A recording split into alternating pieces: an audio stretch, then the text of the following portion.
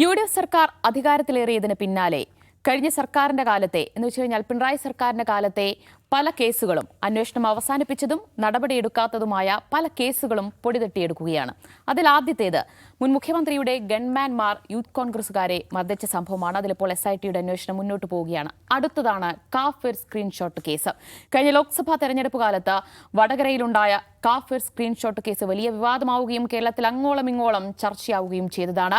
ആ കേസിൽ വീണ്ടും ഒരു അന്വേഷണത്തിനുള്ള സാധ്യത തെളിഞ്ഞു വരികയാണെന്ന് വേണം മനസ്സിലാക്കാൻ. പാറക്കൽ അബ്ദുള്ള MLA ഇപ്പോൾ ആഭ്യന്തരമന്ത്രി രമേശ് ചെന്നിത്തലയ്ക്ക് ഒരു കത്ത് നൽകിയിരിക്കുകയാണ്.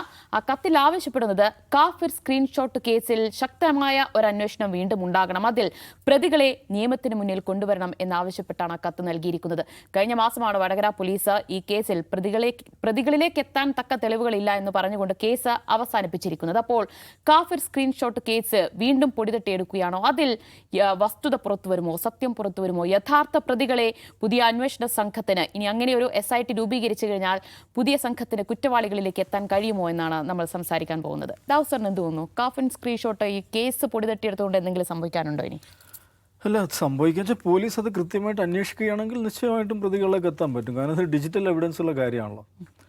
എങ്ങാണ്ടോ ആരോ എവിടുന്നോ കൂക്കി വിളിച്ച് പറഞ്ഞ കാര്യമല്ല. ഡിജിറ്റൽ എവിഡൻസ് ഉള്ളതാണ്, സ്ക്രീൻഷോട്ടാണ്. ആ സ്ക്രീൻഷോട്ട് എവിടുന്നാണ് ആദ്യമായിട്ട് പുറപ്പെട്ടത് എന്നിടത്ത് പോലീസ് അന്വേഷണം എത്തിയിട്ടുണ്ട്. അത് റബേഷ് രാമകൃഷ്ണൻ എന്ന് പറയുന്ന DYFIയുടെ വടകരയിലെ പ്രാദേശിക നേതാവാണ്. അദ്ദേഹം അവിടുത്തെ ഒരു എയ്ഡഡ് സ്കൂളിലെ അധ്യാപകനാണ്. അവിടെ വരെ പോലീസ് എത്തിയിട്ടുണ്ട്. പക്ഷേ അത് എവിടുന്നാണ് ഒറിജിനേറ്റ് ചെയ്തത് എന്ന് കണ്ടെത്താൻ പറ്റുന്നില്ല എന്നാണ് പോലീസ് പറയുന്നത്. ഇങ്ങനെ കേരളത്തിലെ ഏതെങ്കിലും സ്ഥലത്തൊരു പോലീസ് പറയുന്നുണ്ടെങ്കിൽ അവർ വേറെ പണി നോക്കണമെന്നേ അവരോട് പറയാനുള്ളൂ. കാരണം ഇത്രയും കൃത്യമായ ഡിജിറ്റൽ എവിഡൻസ് ഉള്ള ഒരു കാര്യം അത് എവിടുന്ന് ഒറിജിനേറ്റ് ചെയ്തെന്ന് കണ്ടുപിടിക്കാൻ പറ്റുന്നില്ലെങ്കിൽ ഈ സൈബർ പോലീസ് എന്നൊക്കെ പറയുന്ന സംവിധാനം പിരിച്ചുവിടുക. അല്ല, അവർ വേറെ എന്താണ് മരച്ചീനി നടാൻ പോകുന്നതാണ് അവർക്ക് നല്ലത്. അപ്പോൾ ഇത് നിശ്ചയമായിട്ടും നമുക്കറിയാം CPMൻ്റെ രാഷ്ട്രീയ തീരുമാനമാണ്. പ്രതികളിലേക്ക് എത്തേണ്ടതില്ല, പ്രതികളെ അന്വേഷിക്കേണ്ടതില്ല, പിടിക്കേണ്ടതില്ല എന്നുള്ളത്. അപ്പോൾ ഈ പറയുന്ന കാഫിർ സ്ക്രീൻഷോട്ടിന് പിന്നിൽ പ്രവർത്തിച്ച ആളുകൾക്ക് കവചമൊരുക്കാൻ വേണ്ടിയിട്ടാണ് കഴിഞ്ഞ കാലത്ത് ഭരണകൂടവും പാർട്ടിയും എല്ലാ സംവിധാനവും ഒത്തുചേർന്ന് പ്രവർത്തിച്ചത്. നമുക്കറിയാം ഈ രമേശ് രാമകൃഷ്ണനെ സ്റ്റേജിലിരുത്തിയിട്ട് DYFIയുടെ അഖിലേന്ത്യാ പ്രസിഡന്റ് AR റഹീം വടകരയിൽ വന്ന് പ്രസംഗിക്കുന്നുണ്ട്. ഈ മനുഷ്യനെ വേദിയിലെത്തിയിട്ടാണ് ഷാഫി എന്താണ് ഏറ്റവും പോയിസണസ് ആയിട്ടുള്ള രാഷ്ട്രീയ പ്രവർത്തകനാണ് ഷാഫി എന്ന് ഇങ്ങനെ പ്രസംഗിക്കുന്നത്. അപ്പോൾ അന്ന് തന്നെ ഇദ്ദേഹം ഒരു എയ്ഡഡ് സ്കൂൾ അധ്യാപകനാണ്. ഈ മനുഷ്യൻ പിള്ളേരെ പഠിപ്പിക്കാൻ യോഗ്യനല്ല, ഇങ്ങനെയൊക്കെ നടപടി എടുക്കണമെന്ന് വെച്ചാൽ പൊതുവിദ്യാഭ്യാസ വകുപ്പിന് പരാതി പോയിട്ടുണ്ട്. അതിലൊരു അന്വേഷണമോ നടപടിയോ ഒന്നും ഉണ്ടായിട്ടില്ല. ഇത് ഒരു ചെറിയ കാര്യമല്ല. കാഫിർ സ്ക്രീൻഷോട്ട് എന്ന് പറയുന്നത് കേരളീയ സമൂഹത്തെ നെടുകെ പുലർത്താൻ വേണ്ടി CPM നടത്തിയ ഒരു പരിപാടിയുടെ പേരായിരുന്നു. അവരുടെ ഏറ്റവും പ്രിയപ്പെട്ട ഒരു സ്ഥാനാർത്ഥി, അവരുടെ കാഴ്ചപ്പാടിൽ കേരളത്തിലെ ഏറ്റവും കാൽപ്പനികവൽക്കരിക്കപ്പെട്ട ഒരു നേതൃബിംബം ആയിട്ടുള്ള KK ശൈലജയെ വടകരയിൽ ജയിപ്പിക്കാൻ വേണ്ടി അവർ നടത്തിയിട്ടുള്ള വൃത്തികെട്ട അങ്ങേയറ്റം വഷളായിട്ടുള്ള ഒരു വർഗീയ അജണ്ട, അതിൻ്റെ ഭാഗമാണ് കാഫിർ സ്ക്രീൻഷോട്ട് എന്ന് പറയുന്നത്. എന്ന് പറഞ്ഞാൽ മുസ്ലിം ലീഗിൻ്റെ ഒരു നേതാവ് എഴുതി എന്ന രീതിയിൽ ഒരു ഭാഗത്ത് എന്താണ് 5 നേരം നമസ്കരിക്കുന്ന ഒരാൾ, മറുഭാഗത്ത് കാഫിറായിട്ടുള്ള ഒരാൾ നിങ്ങൾ ആർക്ക് വോട്ട് ചെയ്യുന്നു എന്ന അർത്ഥത്തിലുള്ള വ്യാജമായൊരു സ്ക്രീൻഷോട്ട് ഒരു മുസ്ലിം ലീഗ് നേതാവിൻ്റെ പേരിൽ അവരുണ്ടാക്കുന്നു, അത് പ്രചരിപ്പിക്കുന്നു. അവരുടെ വാട്സപ്പ് ഗ്രൂപ്പുകളിൽ വരുന്നു. പിന്നെ പോരാളി ഷാജി പോലെയുള്ള ഗ്രൂപ്പുകൾ അത് കൈമാറുന്നു. KK ലതിക എന്ന് പറയുന്ന മുൻ MLA, CPMൻ്റെ സംസ്ഥാന തലത്തിലുള്ള നേതാവ്, അവർ ആ സ്ക്രീൻഷോട്ട് സ്വന്തം ഫേസ്ബുക്ക് വാളിലിടുന്നു. എന്നിട്ട് മതേതരത്തെക്കുറിച്ച് ഗീർവാണ പ്രഭാഷണം നടത്തുന്നു. ഇതൊക്കെയാണ് പരിപാടി അവിടെ നടന്നത്. തെരഞ്ഞെടുപ്പിൻ്റെ അവസാന ഘട്ടത്തിൽ പലപ്പോഴും ഈ രീതിയിലുള്ള വർഗീയ അജണ്ടകൾ മലബാറിൽ, പ്രത്യേകിച്ച് കടത്തനാടൻ മേഖലകളിൽ CPM എടുക്കാറുണ്ട്. അതിൻ്റെ തുടർച്ചയിൽ സംഭവിച്ചൊരു കാര്യമാണ്. പക്ഷേ അതിനോട് അങ്ങേയറ്റം നിസ്സംഗമായ സമീപനമാണ് പോലീസ് സ്വീകരിച്ചത്. അപ്പോൾ അത് പറ്റില്ല. ഇതിൽ അന്വേഷണം കൃത്യമായി നടത്തി പ്രതികൾക്കെതിരെ ശിക്ഷാ നടപടി സ്വീകരിക്കണം. അതിനായിട്ട് സ്പെഷ്യൽ ഇൻവെസ്റ്റിഗേഷൻ ടീം രൂപീകരിക്കണം എന്നാണ് കുറ്റ്യാടി MLA ആഭ്യന്തരമന്ത്രിക്ക് നിവേദനം നൽകിയിരിക്കുന്നത്. അതിൽ ആഭ്യന്തര വകുപ്പ് എന്ത് നിലപാട് സ്വീകരിക്കുന്നു എന്നുള്ളത് വളരെ പ്രധാനമായ കാര്യമാണ്. കാരണം ഇതേതെങ്കിലും ഒരു വ്യക്തിയുമായി ബന്ധപ്പെട്ട, റബേഷ് രാമകൃഷ്ണനുമായി ബന്ധപ്പെട്ട, അല്ലെ KK ലതികയുമായി ബന്ധപ്പെട്ട വിഷയം മാത്രമല്ല, ഇതൊരു സമുദായത്തിനേരെ നടത്തിയ സാംസ്കാരികമായ അതിക്രമമാണ്, വർഗീയമായ അതിക്രമമാണ്. ഇതിലൂടെ CPM പറയാൻ ശ്രമിക്കുന്നത് എന്താണ്? ഈ മുസ്ലിങ്ങൾ എന്ന് പറയുന്ന ജനവിഭാഗം അവർ നിസ്കരിക്കുന്ന ആളാണോ അല്ലാത്തവരാണോ, മുസ്ലിമാണോ അല്ലാത്തവരാണോ എന്ന് നോക്കി വോട്ട് ചെയ്യുന്ന ഒരു അധകൃത ജന്മമാണ്, ഒരു അധകൃത വർഗമാണ് ഈ കൂട്ടർ എന്ന് സ്ഥാപിക്കുക. അതാണ് CPM ചെയ്തുകൊണ്ടിരിക്കുന്നത്. അത് വടകരയിൽ അവരത് ചെയ്തു. നോക്കൂ, കഴിഞ്ഞ പേരാമ്പ്ര ഇലക്ഷനിൽ നമ്മൾ കണ്ടതാണ്. അവരുടെ സംസ്ഥാന LDFിൻ്റെ സംസ്ഥാന കൺവീനർ TP രാമകൃഷ്ണൻ മത്സരിക്കുന്നിടത്താണ് അവർ അനൗൺസ്മെൻറ്റ് വാഹനം പോവുകയാണ്, ഖൗമിലെ കുട്ടിക്ക് അവർ വോട്ട് ചോദിക്കുന്നു എന്ന് പറഞ്ഞിട്ട്.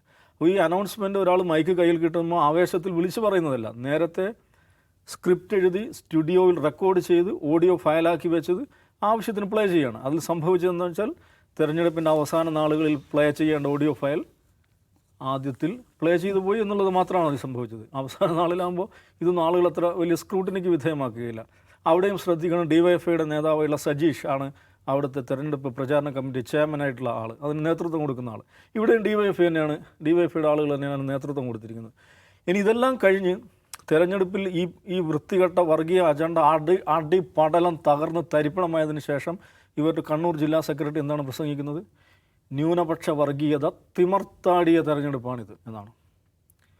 പള്ളിയും മതവും നോക്കി മുസ്ലിം ലീഗും ജമാഅത്തെ ഇസ്ലാമിയും വോട്ട് പിടിച്ചു, ന്യൂനപക്ഷ വർഗീയത തിമർത്താടിയ തെരഞ്ഞെടുപ്പാണിതെന്ന് എന്ന് പറഞ്ഞാൽ CPIM ഈ എന്താണ് അവർ ചെയ്തുകൊണ്ടിരിക്കുന്ന ഈ അത്യന്തം ഹീനമായി വർഗീയ അജണ്ട എന്താണ്, അതിൻ്റെ ആഘാതം എന്താണ്, അത് അവരുടെ പാർട്ടിക്ക് മുന്നണിക്കും തന്നെ ഏൽപ്പിച്ചിട്ടുള്ള ആഘാതം എന്താണ് എന്നതിനെക്കുറിച്ച് ഇപ്പോഴും ഒരു ചുക്കും മനസ്സിലാക്കിയിട്ടില്ലെന്നാണ് അതിൽ നമുക്ക് മനസ്സിലാക്കാൻ സാധിക്കുന്നത്.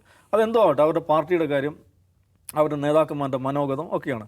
പക്ഷേ കാഫിർ സ്ക്രീൻഷോട്ട് എന്ന് പറയുന്ന ആ സംഭവം, അതിനു മുമ്പ് ഇതേ വടകരയിൽ തന്നെയാണ് മാഷാ അള്ളാഹ് സ്റ്റിക്കർ ഒട്ടിച്ച ഒരു ഇന്നോവ കാർ ഒരു മുൻ കമ്മ്യൂണിസ്റ്റിനെ കുലംകുത്തി എന്ന് മുദ്ര വെച്ച ഒരു കമ്മ്യൂണിസ്റ്റിനെ 52 വെട്ടി കൊലപ്പെടുത്തിയത്. അപ്പോൾ ഈ സമീപനമുണ്ട്, CPIMൻ്റെ ഈ സമീപനം, ഇതൊരു ജനതയ്ക്ക് നേരായ അതിക്രമമാണ്, ഇതൊരു സമുദായത്തിനെതിരായ അതിക്രമമാണ്. ഇത് അങ്ങേയറ്റം ഒരു വ്യക്തിയെ ആക്രമിക്കുന്നത് പോലെയല്ല, ഒരു ജനതയെ പൈശാചികവൽക്കരിക്കുന്ന, ഒരു ജനതയെ, ഒരു സമുദായത്തെ ഡീഹ്യൂമനൈസ് ചെയ്യുന്ന, അവരെ ഏത് നിലക്കുള്ള ഹിംസക്കും വിധേയമാക്കാനുള്ള ഒരു സാംസ്കാരിക പരിസരം അത് സൃഷ്ടിക്കാൻ വേണ്ടി നടത്തുന്ന ബോധപൂർവമായിട്ടുള്ള പരിശ്രമമാണ്. അപ്പം അത് ഗുരുതരമായ കുറ്റകൃത്യമാണ്, ക്രിമിനൽ ഒഫൻസാണ്. അതിൽ നടപടിയെടുക്കുക എന്നുള്ളത് ഉത്തരവാദിത്ത ബോധമുള്ള ഭരണകൂടത്തിൻ്റെ ചുമതലയാണ്. അതവർ ചെയ്യുന്നില്ല എന്നാണ് അതിൻ്റെ അർത്ഥമെങ്കിൽ അവരും ഇതിൻ്റെ ഭാഗമാണെന്നുള്ളതാണ്. ഞാനിത് പറയാൻ കാരണം, ഈ വിഷയമുണ്ടായപ്പോൾ ഇത് നോക്കൂ, ഇത് കോൺഗ്രസ് നേതാവായിട്ടുള്ള ഷാഫി പറമ്പലിനെ പരാജയപ്പെടുത്താൻ വേണ്ടിയിട്ടാണ് ഈ screenshot ഇറക്കിയിരിക്കുന്നത്.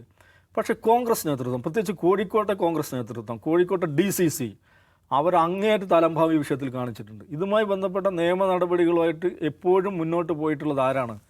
Shafi പറമ്പിലിൻ്റെ election campaign കമ്മിറ്റിയോ election ടീമോ പ്രവീണിൻ്റെ നേതൃത്വത്തിലുള്ള കോഴിക്കോട്ടെ DCC ഒന്നുമല്ല. അവിടെയുള്ള ഇതിന് ഇരയാക്കപ്പെട്ട അവിടുത്തെ മുസ്ലിം ലീഗിൻ്റെ പ്രവർത്തകരാണ്. അവർ വിദേശയാത്ര പോലും ചെയ്യാൻ പറ്റാത്ത വിധം പാസ്പോർട്ട് പോലീസിൻ്റെ കയ്യിൽ, ഞാൻ മനസ്സിലായി ഇപ്പോഴും ആ കാസിം എന്ന ആളുടെ പാസ്പോർട്ട് പോലീസിൻ്റെ കയ്യിലാണ്. അവൻ്റെ സാധാരണ ജീവിതം തന്നെ ഇല്ലാതാക്കപ്പെട്ടു. അപ്പോൾ ഇതിനെതിരായുള്ള നിയമ നടപടിക്ക് ആയിട്ട് മുന്നോട്ട് പോകുന്ന അവിടുത്തെ പ്രാദേശിക ലീഗ് പ്രവർത്തകരാണ്. ഈ പാറക്കൽ അബ്ദുല്ല എന്ന് പറയുന്ന നേതാവ്, അദ്ദേഹം വളരെ ശക്തമായി അവരോടൊപ്പമുണ്ട്, അദ്ദേഹം അതിന് നേതൃത്വം കൊടുക്കുന്നുണ്ട്. പക്ഷേ കോഴിക്കോട്ടെ DCC ഇതിലെന്തു ചെയ്തു? കോൺഗ്രസ് നേതൃത്വം ഇതിലെന്തു ചെയ്തു? പ്രവീൺ എന്തു ചെയ്തു? ഷാഫി പറമ്പിൽ എന്തു ചെയ്തു? ഈ ചോദ്യം അവിടെ ഉണ്ട്. അങ്ങേയറ്റത്തെ നിരുത്തരവാദപരമായ അലംഭാവ സമീപനമാണ് അവർ സ്വീകരിച്ചത്. ഇതേ സമീപനം തന്നെയാണ് ആഭ്യന്തര വകുപ്പും സ്വീകരിക്കുന്നതെങ്കിൽ ഈ കാഫിർ സ്ക്രീൻഷോട്ട് ഉപയോഗിച്ച് വോട്ട് പിടിക്കാൻ, സാമുദായിക വിഭജനം സൃഷ്ടിക്കാൻ ശ്രമിച്ച ആളുകൾ എന്ത് അപരാധമാണോ ചെയ്തത്, ആ അപരാധം തന്നെ ഇവർ ആവർത്തിക്കുന്നതായിരിക്കും.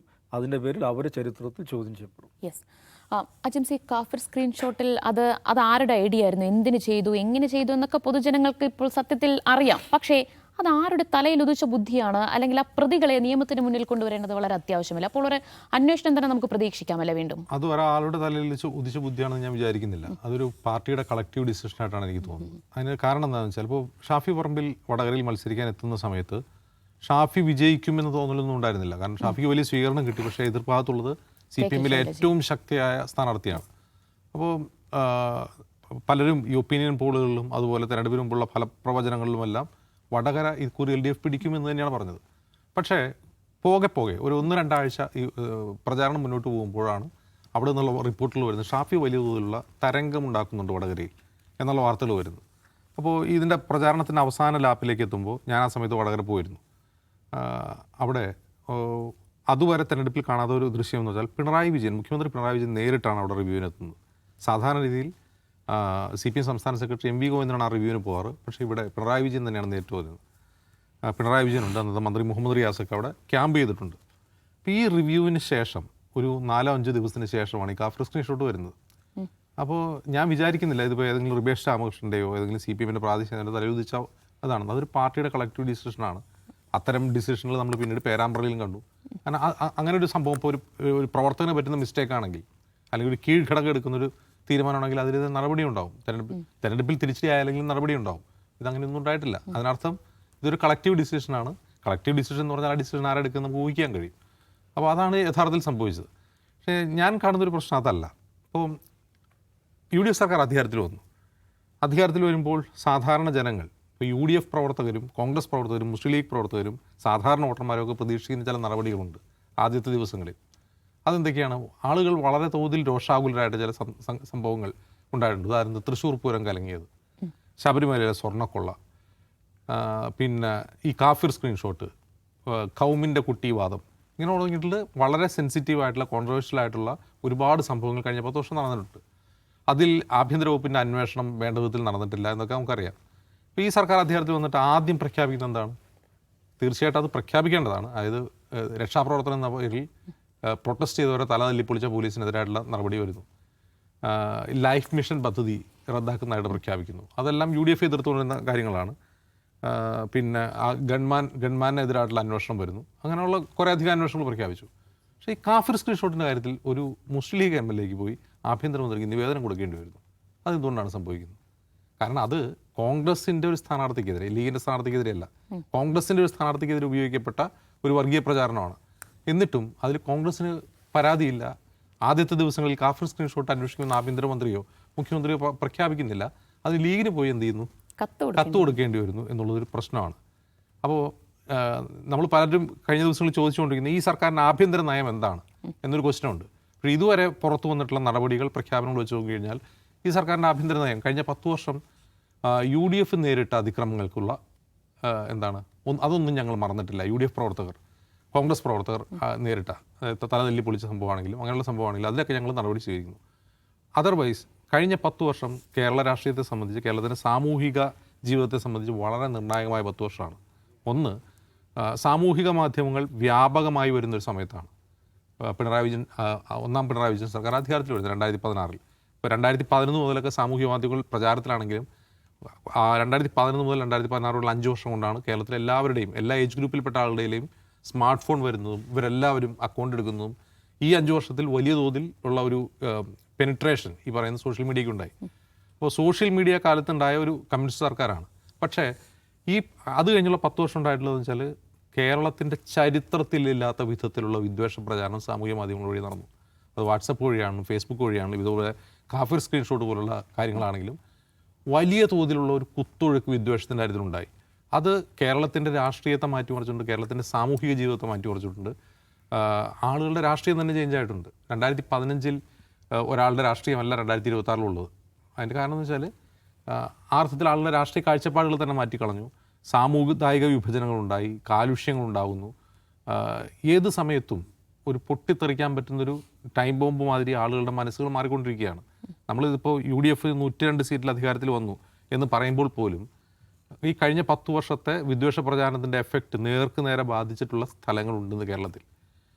കേരളത്തിൽ അത്തരം സ്ഥലങ്ങളുണ്ട്. ഉദാഹരണത്തിന് ആലപ്പുഴ ജില്ല, കോഴിക്കോട് ജില്ലയുടെ ചില ഭാഗങ്ങൾ, അങ്ങനെയുള്ള പ്രദേശങ്ങളിൽ ചില കമ്മ്യൂണിറ്റികളെ ലക്ഷ്യം വെച്ച് നടന്നിട്ടുള്ള വിദ്വേഷ പ്രചാരണത്തിൻ്റെ ഫലമായി ഈ കമ്മ്യൂണിറ്റികൾക്കിടയിൽ വലിയ അവിശ്വാസം ഉണ്ടായിട്ടുണ്ട്. ഇപ്പം നമ്മളൊരു ശാന്തത കാണുന്നുണ്ടെങ്കിൽ പോലും അത് ഏത് നിമിഷവും പൊട്ടിത്തെറിക്കാവുന്ന ബോംബാണ്. അതിനുവേണ്ടിയുള്ള ശ്രമം ചില കേന്ദ്രങ്ങളിൽ നിന്ന് ഈ ഇലക്ഷൻ റിസൾട്ട് വന്നതിന് ശേഷവും തുടർന്ന് നമ്മൾ കാണുന്നു. അപ്പോൾ ഇത് കേരളം ഇന്ന് വളരെ വളരെ നിർണായകമായൊരു ദശാസന്ധിയിലാണ്. ഈ സമയത്ത് ആഭ്യന്തര വകുപ്പിൻ്റെ ഒരു ഊന്നൽ എവിടെയാണ്, ഫോക്കസ് എവിടെയാണെന്നുള്ളൊരു ചോദ്യമുണ്ട്. ആ ചോദ്യം UDF-കാർക്ക് തല്ലിയ പോലീസുകാരെ ശിക്ഷിക്കുക എന്നുള്ളത് മാത്രമാണോ, അത്തരത്തിലുള്ളൊരു പ്രതികാര ആഭ്യന്തര നയം മാത്രമാണോ എന്നുള്ളൊരു ചോദ്യം ഈ ഘട്ടത്തിൽ ഉയരുന്നുണ്ട്. അതല്ല കേരളം ആഗ്രഹിക്കുന്നത്. കേരളം നൽകിയിട്ടുള്ള മാൻഡേറ്റ്, UDF സർക്കാരിന് നൽകിയിട്ടുള്ള മാൻഡേറ്റ് UDF-കാരെയോ കോൺഗ്രസ്സുകാരെയോ ലീഗുകാരെയോ തല്ലിയ പോലീസുകാരെ ചട്ടം പഠിപ്പിക്കലല്ല. അതിനപ്പുറം കേരളത്തിൽ ആഴത്തിൽ വേരൂന്നിട്ടുള്ള ഈ വിദ്വേഷത്തിൻ്റെ വേരറുക്കണം. ആ വേരറുക്കാൻ ഒരേ ഒരു വകുപ്പിനെ കഴിയുന്നത് ആഭ്യന്തര വകുപ്പിനാണ്. കാരണം ആഭ്യന്തര വകുപ്പ് കൃത്യമായ നടപടി സ്വീകരിച്ച് മുന്നോട്ട് പോയാൽ മാത്രമേ ഈ ഒരു ഡീടോക്സിഫിക്കേഷൻ പ്രോസസ്സ് നടക്കൂ കേരളത്തിൽ. പക്ഷേ ഡീടോക്സിഫിക്കേഷൻ പ്രോസസ്സ് നടക്കുന്നില്ല എന്ന് മാത്രമല്ല, ഈ UDF-ൻ്റെ പ്രകടനത്തിൽ വളരെ പ്രധാനപ്പെട്ട ഒരു കാര്യമാണ് department of harmony and piece. അതേക്കുറിച്ച് ഒരു പ്രഖ്യാപനം ഉണ്ടാവുന്നില്ല. അത് വലിയൊരു ആശയമാണ്, വളരെ ഇന്നോവേറ്റീവ് ആയിട്ടുള്ള ആശയമാണ്, കേരളത്തിന് അത്യന്താപേക്ഷിതമായ ആശയമാണ്. മുഖ്യമന്ത്രി എല്ലാ ദിവസവും മാധ്യമങ്ങൾ കാണുന്നുണ്ട്. ഈ department of peace and harmony അത് എന്താണ് വിഭാവനം ചെയ്യുന്നത്, ഞങ്ങൾ എന്താണ് ചെയ്യാൻ പോകുന്നത് എന്നതിനെക്കുറിച്ച് സംസാരിക്കുന്നില്ല. അതേക്കുറിച്ചൊന്നും മിണ്ടുന്നില്ല. അതല്ല, അത് കേവലം വോട്ട് നേടാൻ വേണ്ടിയുള്ള ഒരു വാഗ്ദാനം മാത്രമായിരുന്നോ? അതേക്കുറിച്ച് എന്താണ് കേരളത്തോട് പറയാനുള്ളത്? അപ്പോൾ ഈ ഡീടോക്സിഫിക്കേഷൻ നടത്താൻ ഉള്ള ഒരു പ്ലാൻ എന്താണ്, സ്ട്രാറ്റജി എന്താണെന്ന് സർക്കാർ വളരെ പെട്ടെന്ന് പറയണം. അതല്ലെങ്കിൽ എന്താ പ്രശ്നം എന്ന് വെച്ചാൽ, ഇപ്പോൾ പത്തി മടക്കിയിരിക്കുന്ന ഒരുപാട് വിഷപ്പാമ്പുകൾ പുറത്തേക്ക് ഇറങ്ങാൻ വരും. അവർ പണി തുടങ്ങും. കാരണം അവർക്ക് പറ്റിയ അറ്റ്മോസ്ഫിയറാണ്. കാരണം UDF-ലെ രണ്ടാമത്തെ ഘടകകക്ഷിയെ ലക്ഷ്യം വെച്ചുകൊണ്ടുള്ള പ്രചാരണം ആരംഭിക്കാനിരിക്കുന്നതേ ഉള്ളൂ. വടി വെട്ടാൻ പോയിട്ടേ ഉള്ളൂ. അത് ഏറ്റവും കൂടുതൽ അനുഭവിക്കുക കോൺഗ്രസ് തന്നെയായിരിക്കും. UDF-ന് വലിയ തലവേദനയായിട്ട് ഈ അടുത്ത 5 വർഷം മാറും. പക്ഷെ അതിന് മുമ്പേ അത് മുളയിലേ നുള്ളാനും അത്തരത്തിലുള്ള കേന്ദ്രങ്ങളുടെ വിഷപ്രവാഹത്തിൻ്റെ ഹോളുകൾ അടയ്ക്കാനും ഈ സർക്കാരിന് കഴിയണം. അതായിരിക്കണം അവരുടെ പ്രധാനപ്പെട്ട അജണ്ട. അതല്ലാതെ ഒരു ലീഗ് MLA കത്ത് തരട്ടെ എന്നിട്ട് നമുക്ക് നോക്കാം എന്നുള്ളതാണ് ആഭ്യന്തര നയമെങ്കിൽ വലിയ പാടാണ്. യെസ്, തീർച്ചയായും. എന്തായാലും വിദ്വേഷ പ്രചാരണങ്ങൾ തടയാൻ എന്തിടപെടൽ UDF സർക്കാരിന്റെ ഭാഗത്തു നിന്നുണ്ടാകുമെന്നത് ഉറ്റുനോക്കുന്നുണ്ട്. അതിന്റെ ആദ്യപടിയായി കാഫിർ സ്ക്രീൻഷോട്ട് കേസിൽ വീണ്ടും ഒരു അന്വേഷണത്തിന് രമേശ് ചെന്നിത്തല കൈകാര്യം ചെയ്യുന്ന ആഭ്യന്തര വകുപ്പ് ഒരുങ്ങുമോ എന്നാണ് അറിയേണ്ടത്.